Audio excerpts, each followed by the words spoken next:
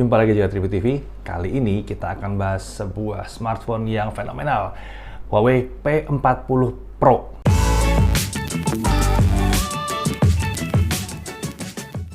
Ya, karena kesibukan kami, kebetulan kami baru bisa nyentuh P40 Pro menjelang benar-benar dekat banget sama saat peluncurannya.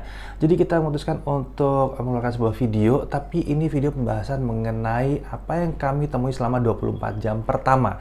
Ini 24 jam itu lengkap dari kita mencoba untuk melihat ini apa, ngetes, syuting, edit, dan upload. Ya, kurang lebih sekitar 24 jam totalnya. Jadi anggap ini sebuah pengujian hari pertama yang kami fokuskan lebih ke kamera sebenarnya.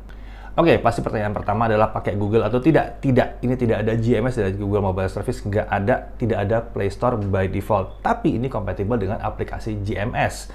Jadi kalau kalian dapat aplikasinya entah dari mana, misalnya dari application store yang lain, itu bisa diinstal karena ini adalah Android. Ya, ini Android 10 ya. Huawei itu menyediakan HMS juga gitu ya, Huawei Mobile Services dan app galerinya mereka sendiri. Jadi sudah ada banyak pilihannya, tapi bagi saya sih masih belum begitu cukup ya untuk diandalkan sebagai satu-satunya application store untuk si Huawei P40 Pro. Buat catatan, dengan store yang lain kita sukses menginstal Instagram, Facebook, Netflix, dan berfungsi normal gitu ya. Sayangnya emang YouTube nggak bisa ya. Tapi YouTube bisa diakses lewat browser gitu. Jadi ya sebetulnya masih bisa sih. Ada opsi lain sebetulnya supaya nyaman pakai P40 Pro ini. Apa tuh? Ya install GMS-nya. Bukan nggak bisa, tapi bukan berarti direstui oleh Google ya. Oke, sebelum kita masuk lebih lanjut ke dalam kameranya, kita bahas sedikit mengenai spesifikasinya. Pertama, SoC-nya. Ini adalah 990 5G. Ini ada bedanya. Ya, saya tahu semua pada ngeliat di 5G-nya. Bukan itu, saya nggak peduli sama 5G-nya. 5G nanti akan aktif pada saat Indonesia punya 5G. Itu janji dari Huawei. Yang saya peduli adalah performanya. Ya, ini kirim di 990 yang berbeda dibandingkan dengan yang ada di Mate 30 Pro atau Mate 30 Pro. Dan ini jelas lebih kencang daripada yang P30 Pro. Ya, pertama-tama lihat tabel yang satu ini ya. Oke, ini adalah perbandingan antara kirim 990 4G yang ada di Mate 30 Pro dengan 990 5G yang ada di P40 Pro. Beda banget. Lihat, klaster pertamanya sama mungkin, tapi klaster kedua dari CPU-nya itu lebih kencang, 2,36 GHz lawan 2,09. Lalu, klaster untuk penghematan dayanya bahkan lebih kencang, 1,96 GHz lawan 1,8 GHz, 1,86 GHz. GPU bahkan lebih kencang juga, 700 MHz lawan 600 MHz. Lalu NPU, bagian AI-nya ini lebih banyak, lebih lengkap. NPU DaVinci-nya nih lebih lengkap, 2+1 ketimbang 1+1. Ini membuat memang seharusnya performanya lebih tinggi. Lanjut ke RAM, ini RAM-nya 8GB dengan storage 256GB ya. Nah, 256 bener nih ya. Opsinya adalah kalian bisa nambah dengan NM card lagi kalau mau, tapi emang nyari NM card agak susah, harus ke Huawei-nya sendiri ya. Untuk layar, ukurannya memang tidak terlalu besar ya. Ini emang enak masih dipegang nih. Jadi membuat bodinya tuh enak dipegang karena layarnya emang tidak terlalu besar-besar banget, walaupun ya ini layar gede sebetulnya ya. Dan resolusinya juga bukan yang paling tinggi, tapi tetap nyaman untuk dilihat karena kerapatannya tinggi di sini rasanya. Oke, untuk baterai, dia menggunakan baterai 4200 mAh dengan charger 40 watt. Ya, ini masih pakai teknologi yang sama dengan tahun sebelumnya yang kami tidak ada komplain sama sekali, karena kalau benar, kalau beres, nggak usah diganti-ganti, nggak usah cari masalah. Ini udah beres. Dari sisi desain kita lihat, di sisi kanan ada volume dan power button ya. Lalu kemudian di atas, nah ini yang menarik, ada sebuah mikrofon dan ada bintik satu lagi itu adalah infrared ya. Ini bisa jadi remote untuk infrared. Untuk di sisi kiri kita lihat ini kosong melompong, nggak ada isinya sama sekali. Jadi polosan sisi kirinya. Di sisi bawah kita lihat ada satu slot di situ, itu isinya adalah 2 SIM hybrid. Yang lucunya ini hybrid, maksudnya kalau physical iya dia hybrid. Jadi bisa satu SIM fisik sama satu NM card, atau 2 SIM fisik, atau bisa satu SIM fisik, satu NM card dan satu eSIM. Ya, jadi dia bisa diinjak pakai eSIM. Tapi saya nggak tahu apakah di Indonesia ntar jadi bisa diinjak sama eSIM juga. Tapi defaultnya harusnya dia bisa pakai eSIM di sini ya. Lalu ada mikrofon, ada Type-C konektor, itu ada speaker juga. Dan ini speakernya mono ya, bukan speaker yang stereo seperti di Mate ya, Mate 20 Pro maksud saya. Jadi entah kenapa Huawei balik ke speaker mono sekarang. Lalu di depan kita lihat layar yang tadi udah dibahas, di sisi atasnya itu ada kamera, ini gede banget kameranya ya. Kalau kalian bilang tompel gitu mungkin ya, ini lumayan besar sebetulnya, walaupun saya nggak terlalu banyak protes karena ini bisa ditutupi, sebenarnya kita bisa tutupi dengan bar hitam sebetulnya di sini. Ini besar karena penuh dengan sensor-sensor, jadi nggak cuman ada kamera doang. Dan kamera juga menarik, ini kamera autofocus sekarang ya. Lalu kalau kita balik di sisi belakang, ini ada 4 kamera, 1 mikrofon, dan ada 1 flash di situ. Untuk kamera, di sini yang menarik adalah kamera utamanya ini sekarang berubah jadi 50 megapiksel dan ukuran sensornya besar sekali. Ini adalah mungkin sensor terbesar yang ada saat ini sekarang, bahkan lebih besar daripada S20 Ultra. Kemudian sensor ini adalah sensor RYYB tentunya ya, jadi bisa menerima sinar lebih banyak di situ ya. Kemudian untuk ultra wide atau wide-nya dia masih menggunakan sinar kamera yang kemarin, kamera buat video yang kemarin. Jadi ini masih bisa setara dengan Mate 30 Pro ya untuk videonya. Yang menarik adalah untuk kamera telenya atau zoomnya yang 5 kali di sini. Optical 5 kali, iya ini panjang sekali, opticalnya 5 kali. Nah untuk optical 5 kali ini ada perbaikan di mana sensornya ukurannya masih sama-sama sebelumnya, bukan masih sama-sama sebelumnya, tapi sekarang menggunakan RYYB juga. Jadi kemampuan dia menangkap cahaya jadi lebih baik lagi. Nah ini nanti harus kita cek apakah benar seperti itu. Kemudian ada 1 mikrofon di situ. Nah, mikrofon ini tujuannya apa? Nanti kita demokan tujuan mikrofon yang ada di daerah kamera ini ya. Oke, kita udah bahas tadi sekilas spesifikasinya. Sekarang kita langsung aja nyoba ke kameranya. Kita keluar dulu. Ya, jadi kira-kira kayak gini kalau saya vlogging pakai P40 Pro ya. Ini saya nggak pakai mikrofon tambahan. Ini mic bawaannya dia sendiri, mic-nya sendiri ya. Jadi ya gimana suaranya? Kurang lebih kayak gini.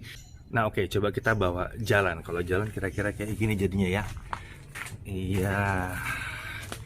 Cukup stabil nggak nih? Ya kurang lebih kayak gini lah ya. Kalau saya bawa jalan, kalau kita mau vlogging pakai P40 Pro dengan kamera selfie-nya. Oke, ini kamera ultra wide-nya untuk video, kurang lebih seperti ini. Ya. Kalau kalian membuat videonya, kalian tidak akan lihat efek dari AIS-nya sama sekali. Tapi lucunya ini ternyata stabil ya. Luar biasa sih emang kamera ultra wide-nya ini. Sementara ini adalah kamera normalnya atau wide-nya. Kurang lebih seperti ini hasilnya ya. Stabilisernya lagi-lagi kita nggak bisa lihat stabilisasinya, cuman hasilnya memang stabil ya. Ya, kira-kira seperti ini. Hal yang menarik adalah stabilizer juga ada di tele, dan dalam video ini lucunya bukan 5 kali tapi 5,5 kali. Mungkin ada efek dari OIS-nya ya. Kita bisa lihat kurang lebih seperti ini. Saya bisa diam di sini tanpa tripod. Luar biasa ya stabilizernya ya. Padahal saya masih ngomong dan menggetarkan seluruh kamera ini. Autofocus juga oke banget. Saya balik lagi. Saya coba cari bunga yang tadi. Nah, tadi bunga yang tadi. Nah, ini langsung fokus lagi. Dan saya bisa langsung diam di bunga ini saja tanpa ada guncangan-guncangan. Padahal ini pegang pakai tangan saja loh ini. Saya penasaran kalau saya pakai tes yang lari-lari gimana ya? Coba ya.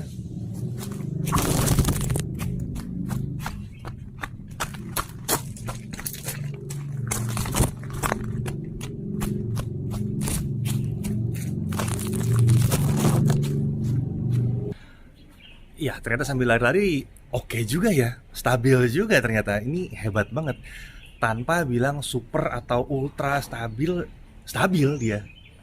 Oke, ini contoh video biasa normal ya. Kalau seperti ini memang kita bisa lihat di belakang agak sedikit blur, agak sedikit bokeh di belakang ya. Ini video normal loh, nggak ada tambahan macam-macam.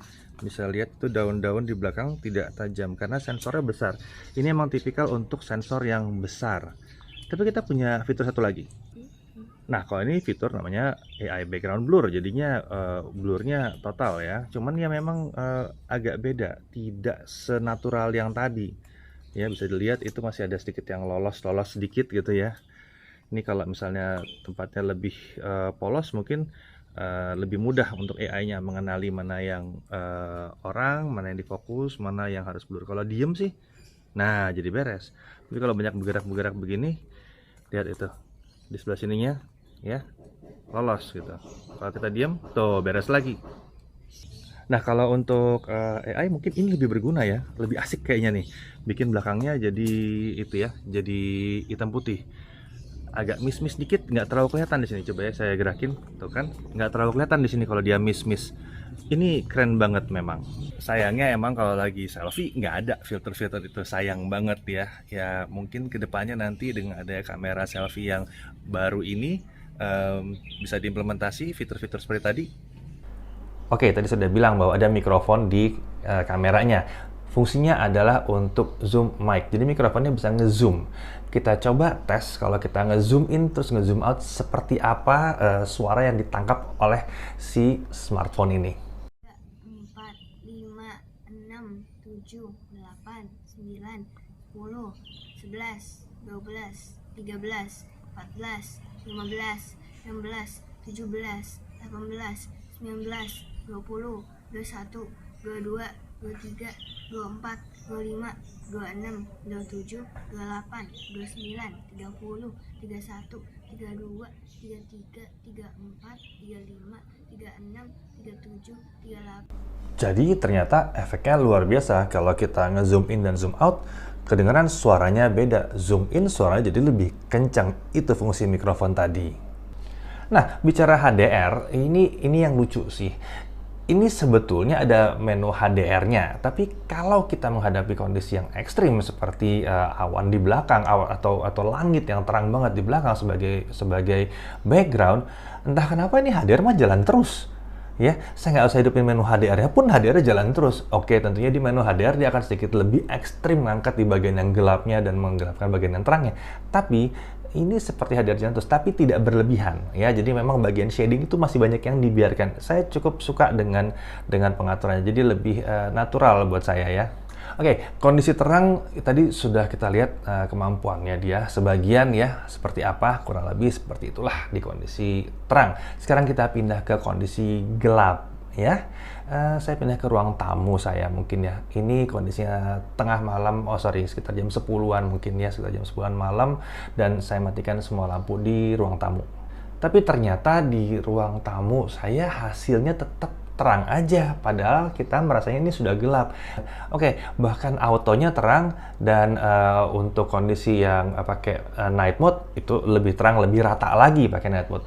Ini udah bagus banget, tapi belum impresif karena tampilan di layar aja udah terang. Jadi kita memutuskan untuk benar-benar pindah ke tempat yang gelap aja. Gimana ya, bener-bener gelap, yang intinya mau ngefokus aja susah ngeliat mukanya. Oke, sekarang kita ke ruangan yang jauh lebih gelap lagi karena yang tadi ternyata kurang gelap, padahal udah dimatiin semua lampunya ya. Oke, ini bener-bener gelap. Ya, masih kelihatan. Yang lucu adalah dalam kondisi segelap ini, autofokusnya mendeteksi ada wajah. Saya tidak pencet apa-apa. Tuh, dia tahu ada wajah di situ dan dia akan siap-siap fokus ke sana. Ini luar biasa sih autofokus yang barunya ini ya. Oke, kita langsung aja nih pakai kamera satu kali, kamera normalnya dia. Kita coba foto. Ini automatic foto. Langsung kita buka saja. Wow, hasilnya langsung terang. Dan kita bisa lihat, kalau kita mau lihat detailnya, masih terbaca tulisan-tulisannya ya. Ini luar biasa sekali. Langsung terang. Di rambut kelihatan bentuknya masih ada, cuma memang detail-detail udah kurang. Tapi ya, dari gelap sekali itu, ya, nggak ada masalah sebetulnya. Kita bisa lihat detail di belakang, masih ada ya detailnya. Kunci segala, masih ada semua detailnya. Dan jelas fokusnya bener ya di wajah ya. Fokusnya bener. Berarti gelap-gelap bisa autofokus. Nah, sekarang kita nyoba pakai mode kamera ultra wide-nya yang lebih lebar ya. Kita coba ya, 1, 2, oke. Kita lihat lagi hasilnya seperti apa. Ya, gelap. Oh, enggak, jadi terang. Luar biasa, jadi terang. Detail tidak sehebat yang tadi memang, tapi tulisan masih kebaca nih. Tulisan masih kebaca. Bahkan itu ada sapu lidi di ujung kelihatan gitu. Ya, masih kelihatan. Ini mulai ada kerusakan-kerusakan sedikit, bintik-bintik di sini. Iya, tapi ya ini ruangannya luar biasa gelap memang dan itu ultrawide. Harusnya emang kita nggak pakai ultrawide. Lumayan oke. Sekarang normal udah, ultrawide udah. Gimana kalau kita pakai tele? Ya, kita coba pakai tele. Kita coba arahkan ke si Baygon. Nah, kita lihat. Kita foto. Ya, hasilnya seperti apa? Dan ternyata hasilnya tetap berantakan walaupun kita bisa baca tulisannya, tapi tetap berantakan ya karena lensa ini emang bukaannya kecil ya, bukan yang sensitif.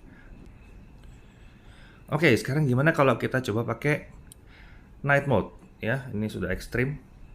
Masih tetap dengan kamera biasa, kita coba night mode-nya. Ini pakai tripod jadi mungkin bisa jadi agak lama. Oh enggak, lumayan ini. Sekitar 8 detik ya. Kita lihat hasilnya.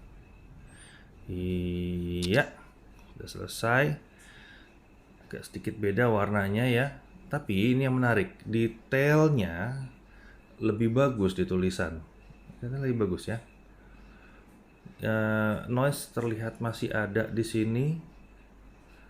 Cuman ya ini ada garis-garis noise. Kayaknya masih mending justru bukan pakai night mode ya kalau kayak begini.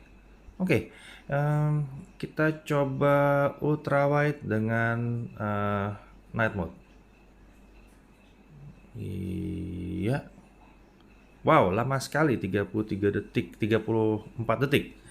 Mesti tunggu dulu sebentar ya. 4. Oke, kita lihat hasilnya seperti apa. Iya, nggak terang-terang amat juga hasilnya, ya. Malah night mode tidak sehebat yang diperkirakan. Oke, tadi normal udah, wide udah, ultra wide udah. Kita coba sekarang telenya gimana dengan night mode. Masih pakai tripod. Kita coba lihat langsung ke Ken Baygon itu saja. Kita coba autofocus. Kelihatannya bisa. Kita foto. Dan dia minta waktu sekitar 20-an detik. Ini sangat menarik sekali. Ini pakai tele 5 kali. Hasilnya, wow, rapi sekali. Ini sangat menarik. Jadi kalau misalnya mau pakai tele harus pakai night mode. Oke, sekarang kita akan coba untuk video kalau gelap seperti apa. Tapi saya kasih tahu dulu settingnya seperti apa.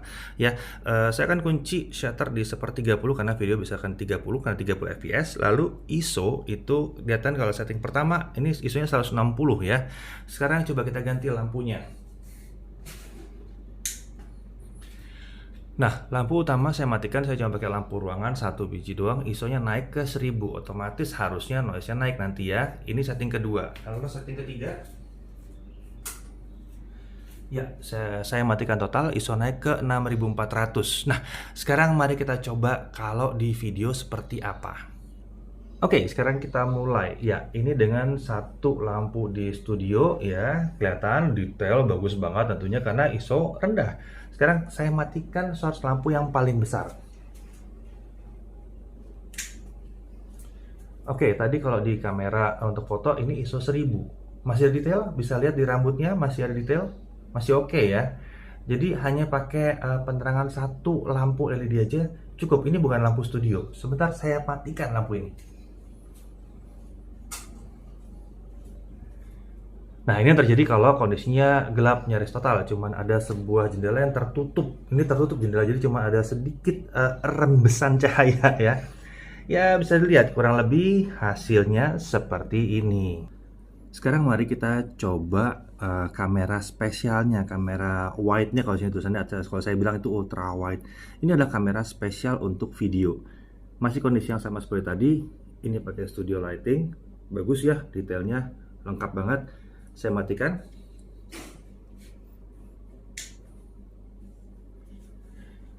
Oke, detail masih ada, jelas, masih oke banget ya, sampai kelihatan itu background saya bengkok-bengkok. Oke, sekarang mari kita matikan lampu biasanya.